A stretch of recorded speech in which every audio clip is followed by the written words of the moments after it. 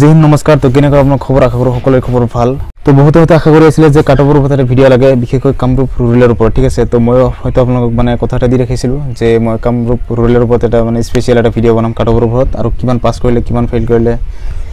কিমান এটেন্ড কৰিলে তো ফুল মানে কাস্ট ওয়াইজ মানে আলোচনা কৰিম বুলি কৈছিলো ঠিক আছে তো ফাইনালি এই ভিডিওটো আপোনাক মই লৈ আহিছো তো ভিডিওটো একদম মানে বহুত ইম্পৰ্টেন্ট হ'বলৈ গৈছে তো ভিডিওটো একদম শেষলৈকে চোৱাৰ কাৰণে ৰিকুৱেষ্ট থাকিল ঠিক আছে তো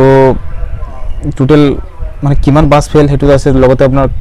কাস্ট ওয়াইজ মানে কাট অফ কিমান যাব পাৰে তাৰ ওপৰত আমি ডিসকাস কৰিম ঠিক আছে তো ভিডিওটো মানে বহুত ইম্পৰ্টেন্ট হয় তো ভিডিওটি অকমান দীঘলী হ'ব পাৰে তো ভিডিওটি মানে ভিডিওটোৰ মানে কোড কেতিয়া ইম্পৰ্টেন্ট মানে পইণ্ট মিস হৈ যাব না হেখিনি একদম হেখলকে চাবৰ কাৰণে অনুৰোধ থাকিল তো মানদাগাটা ৰুৰাল টোটাল আপোনাৰ চাব মানে টোটাল এপ্লিকেন্ট আছিল 21899 টা ঠিক আছে তাত আপোনাৰ টোটাল প্ৰেজেন্ট হলে মানে ইন্টাৰভিউত মানে এটেন্ড কৰিছে लगभग 41% অৰ্থাৎ 9000 সামথিং প্লাস কিবাটা ঠিক আছে ওমেনৰ যেতিয়া মানে 3 তাৰিখৰ পৰা আৰম্ভ হৈছিল তো প্ৰথমতে মই ট্ৰাই কৰিছিল মানে ডেট ওয়াইজ মানে পাস ফেল কালেক্ট কৰা ঠিক আছে তো তেনেকৈ নোৱাৰিলো ও পিছত আপোনাৰ সেই হিচাপে যদি চাই সোৱালে 3 তাৰিখে পাস কৰিছিল আপোনাৰ 53 টা আৰু 4 তাৰিখে 6 টা তাৰ পিছত মানে ডেট ওয়াইজ কালেকশন কৰিব পৰা নাই তো টোটালত পাস কৰিলে সোৱালি 515 টা ঠিক আছে 515 যেটো ভালদৰে চাব ঠিক আছে তো তাৰ পিছত এতিয়া বয়সত আইছো বয়সৰ যদি চাই আপোনাৰ জেনাৰেল স্টাৰ্ট হয় আগতে তো জেনাৰেল টোটাল পাস কৰিলে কোয়ালিফাই কৰিলে 840 আৰু ওবিসি পাস কৰিলে 765 আৰু আপোনাৰ এসসি পাস কৰিলে 195 আৰু এসটি হাইয়েস্টত আছে এসটি ঠিক আছে এসটি পাস কৰিলে 1000 ঠিক আছে তো টোটাল তেনেকে 3315 টা মান ক্যান্ডিডেট পাস কৰিলে ইফালে 515 টা সোৱালি ইফালে 2800 বয়স অৰ্থাৎ টোটাল হল আপনার 3315 টা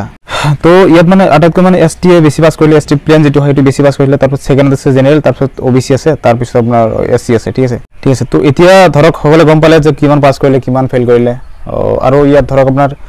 পিএসটি লগে প্ৰায় 3700 মান লগে গৈছিলে মানে পিএসটি মানে আপোনাৰ ৰানিং লং জাম্প সিনাপ একেটা পাস কৰি হলে যদি যেটো পিএসটি টা হৈ যায় তো পিএসটি আপোনাৰ ধৰক মানে হাইট চেষ্ট আৰু মেডিকেলত এইবিলাক মানে প্ৰায় লগভগ 300 প্লাস এনেকৈ আনফিট হৈছে মেডিকেল নৰমালি আছিল দে মানে কোনো ক'ব নোৱাৰিব যে মেডিকেল বহুত হাৰ্ড হৈছে বুলি বা কিবা তেনেকুৱা নহয় বাৰু একদম মানে নৰমালি সোৱা গৈছে তে তেনেকৈ ধৰক মানে 300 মান প্লাস সামথিং কিবাটা মানে ডিসকুয়ালিফাই হৈছে মেডিকেল তেনেকৈ ধৰক টোটাল পাস কৰিলে 3315 তো এতিয়া গম পালে পাস ফেল কিমান আৰু কাস্ট ওয়াইজ কিমান পাস কৰিলে গমে পালে আপোনালোকে তো এতিয়া কথা হল বহুত সকলে মনত মানে এটা ডাউট হৈ আছে যে কি কাট অফ কিমান যাব পাৰে ঠিক আছে তো সকলে ৰাতি দিনে মানে এই কথাটোকে ভাবি আছে আৰু বহুতে মানে কমেন্ট মেসেজ কেবল এইবিলাকৰ ওপৰতে কৰি আছে ঠিক আছে তো ঠিক আছে এটো ভিডিও মানে সেইবিলাকৰ ওপৰতে আলোচনা কৰিম তো যদি কাটৰ ওপৰত চাবলৈ যাও তো তেতিয়া হলে আপোনাৰ কেবল এটো পাস ফেলৰ সংখ্যাৰ ওপৰত বেছ কৰি নহব প্ৰিভিয়াস লাষ্ট কাট অফ কি আছিল কিমানটা ভ্যাকেন্সিৰ এডভাৰটাইজমেন্ট হৈছিল বা ৰিকোয়াৰমেন্ট হৈছিল হেটো চাব লাগিব ঠিক আছে তো তাৰ আগতে মানে এটা কথা কৈলিছো যে চাব সিলেকশনটো কেনেকৈ হ'ব আপোনাৰ সিলেকশনটো আপোনাৰ কিছুমান হয়তো কৈছিল যে মানে স্টেট ওয়াইজ সিলেকশন হ'ব তো মই ভাবো নহয় তেনেকৈ নহয় মানে সিলেকশনটো ডিস্ট্রিক্ট ওয়াইজ হ'ব তো কেনেকৈ হ'ব চাব এডভাৰটাইজমেন্টত এটা কথা মেনশন আছে যে district wise allocation of vacancies for constable EB and constable AB will be made based on population ratio as per census 2011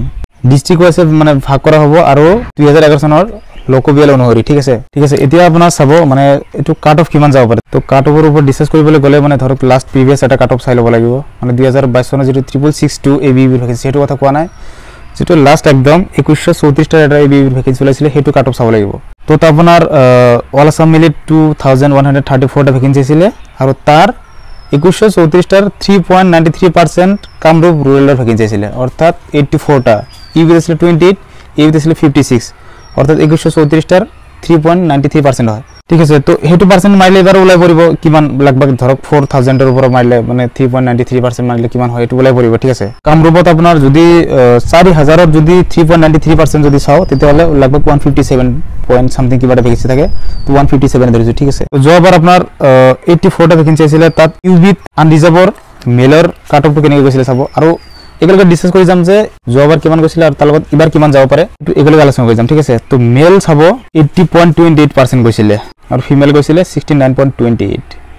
number যদি চাই মেল 32.11 আৰু ফিমেল 27.71 ঠিক আছে তাৰপিছত ওবিসি চাব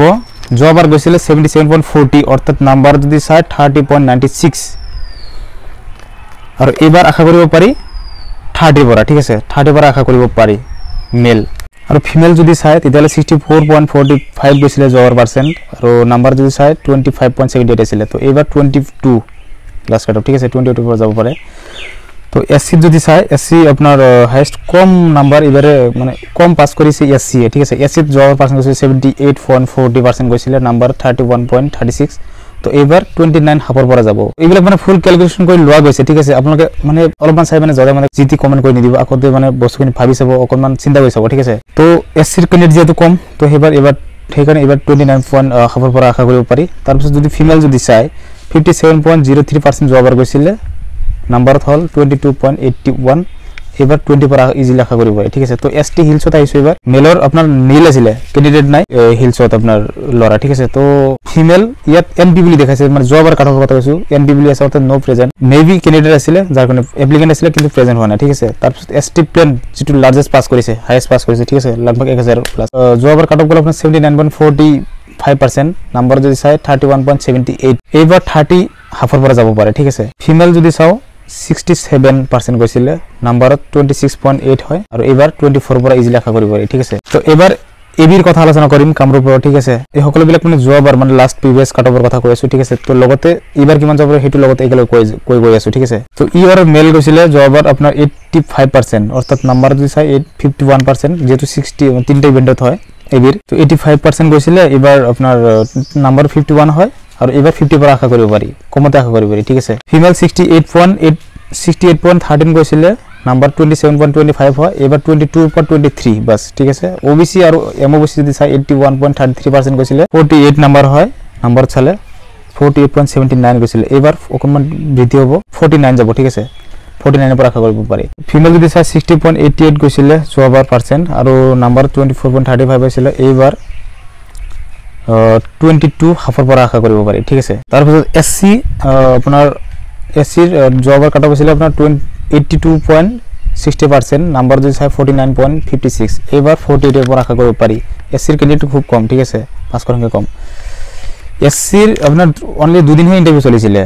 মানে ওবিসিৰ লগত আধা চলিলে মাজত একদিন ফুল এসসি চলিলে তাৰ পিছত নেক্সট আকৌ এসটি লগত আধা চলিলে অৰ্থাৎ দুদিন মান হ'ব পাৰে তো সেইকাৰণে এসসি আপোনাৰ 48 পৰা আশা কৰিব পাৰি তাৰ পিছত যদি ফিমেল যদি চাই 51.98 পৰা গৈছিলে পাৰ্চেন্ট আৰু নাম্বাৰ হল আপোনাৰ 20.79 লগভগ পাস কৰা মানে পৰীক্ষা দিব পাৰিছে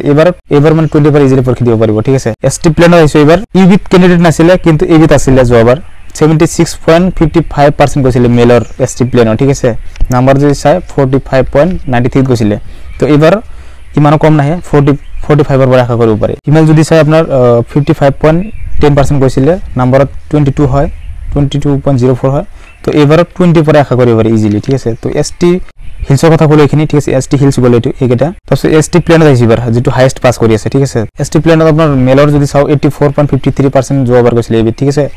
তো নাম্বাৰ যদি চাও 50.71 হয় তো এবাৰ 50 হাফৰ পৰা ইজিলি আশা কৰিব পাৰি ফিমেল 65.18% গৈছিলে নাম্বাৰত 26.07 হয় এবাৰ 22 পৰা ইজিলি আশা কৰিব ঠিক আছে তো আজিৰ ভিডিঅ মানে কাষ্ট ওয়াইজ এখিনি আছিল তাৰ পিছত ধৰক আপোনাৰ বহুত ক্যাটাগৰী আছে তো এইবিলাকতকৈ বহুত এইবিলাকৰ কম্পাৰিজন বহুত কম যাব ঠিক আছে এইবিলাক চিন্তা কৰিব নালাগে আৰু বিশেষকৈ মানে আৰু এটা ভিডিঅত মই কৈছিলো যে এসপিও স্পোৰ্টস আৰু ভিডিবি এইবিলাক হয়তো স্টেট ওয়াইজ সিলেকশন হ'ব স্টেট ওয়াইজ যেটো কাট অফ যোৱাবাৰ দেখাইছিলে তো এইখানে এইবাৰ হয়তো তেনেকৈ পাব লগতে আপোনাৰ যেটো ড্ৰাইভাৰৰ ভ্যাকেন্সি বিলাক ধৰতে বহুত ক্যান্ডিডেট মাতিব আপোনালোকে চিন্তা কৰিব নালাগে ড্ৰাইভাৰ বা মই কৈছো যে এটা ভিডিঅত মানে এক্সট্ৰা যাৰ যি সাৰ্টিফিকেট আছে সেইসকলে পুৰা প্ৰিপাৰেচন কৰিব লাগে ঠিক আছে তো এতিয়া কথা হল চাওক মানে ফসা কথা যেটো মানে ক'ব লাগিব এতিয়া ধৰক কাৰোবাৰ হয়তো বেয়া লাগিব পাৰে হয়তো নাম্বাৰ কম পাবলৈকে ডিমোট হ'ব পাৰে তো চাওক যেটো ফসা মানে হেতু ক'ব লাগিব আপোনাক ভাল লগাবৰ কাৰণে মই যে মানে 45 ৰ পৰা এবিৰ কাট অফ পা যাও বুলি কও বা লৰা যদি 26 ৰ পৰা কৈ দি তেতিয়ালে মানে এটো কাট অফ নহয় এটো মানে এটো নমুনা কৰা হ'ব ঠিক আছে তো সেইকাৰণে কৈছো যে এতিয়া ধৰক যেটো মানে কাট অফৰ এটা এক্সপেক্টেড আলোচনা কৰিলো হে মানে কেৱল এনেকুৱা নহয় যে হে কলে কেৱল ৰিটেনৰ কাৰণে প্ৰিপাৰেচন কৰিব তেনেকুৱা নহয় হয়তো এবাৰ কোৱেশ্চন হয় মানে লট পালট মানে ঠিক আছে আৰু মানে ভ্যাকেন্সি কথা কৈছো ভ্যাকেন্সি যেটো 2025 ত আৰু আহিব আৰু লগতে এবাৰ ধৰক যিমানখিনি ভেকেঞ্চিৰ এডভাৰটাইজমেণ্ট হ'ল গোটেইখিনি কমপ্লিট নহয় কাৰণ NDFBৰ যিটো এক চাৰ্ভিচমেন আছিলে সেইসকলক NOC নোহোৱাকৈ ইণ্টাৰভিউ দিবলৈ দিয়া নাই যাৰ কাৰণে সেইবিলাক ভেকেঞ্চি ৰৈ যাব ইফালে আপোনাৰ চাহ জনজাতীয় সকলৰ বা কি হয় ঠিক আছে তো তেনেকৈ ধৰক বহুত ভেকেঞ্চি ৰৈ যাব নিশ্চয় এইবিলাকৰ লগত আৰু নতুন ভেকেঞ্চি ক্ৰিয়েট কৰি অবভিয়াছলি মানে এডভাৰটাইজমেণ্ট পাই যাব ঠিক আছে সেইকাৰণে প্ৰিপাৰেশ্যন পুৰা জাৰি ৰাখিব লাগে আৰু কৈছোঁ যে মানে হয়তো ভাবিব পাৰে ছোৱালী কাটক ইমান কম কেনেকৈ যাব পাৰে মই কৈছোঁ নহয় প্ৰথম 3টা দিন এনেই গ'ল আৰু মানে খুবেই কম পাছ কৰিছে 100ও পাছ কৰা নাই কৈছোঁ নহয় 3টা ডিজিটে যাই পোৱা নাই তেতিয়াহ'লে বাকী 4টা দিনত কামৰূপ ৰুৰেলত কিমান যাব পাৰে তো কেৱল কামৰূপ ৰুৰেল নহয় এইবিলাক তেনেকৈ এক্সাম্পল মানে প্ৰত্যেক ডিষ্ট্ৰিক্টতে আছে তেনেকৈ ঠিক আছে তো ভিডিঅ' চোৱাৰ বহুত বহুত ধন্যবাদ থাকিল তো ইয়াৰ পিছত নেক্সট এটা হয়তো অল অভাৰ ডিষ্ট্ৰিক্টৰ ওপৰত মানে থুলমূলকৈ আলোচনা কৰাৰ কাৰণে এটা ভিডিঅ' বনাম বুলি ভাবিছোঁ তো আজিৰ ভিডিঅ'ত এইখিনি আছিল তো আশা কৰোঁ মানে নেক্সট টাইম যাতে ইণ্টাৰভিউ নহয় একেলগে ডিউটি কৰিব পাৰোঁ ঠিক আছে তো ভিডিঅ' চোৱাৰ বহুত বহুত ধন্যবাদ আজিৰ ভিডিঅ'ত এইখিনি আছিল জয় হিন্দ জয় ভাৰত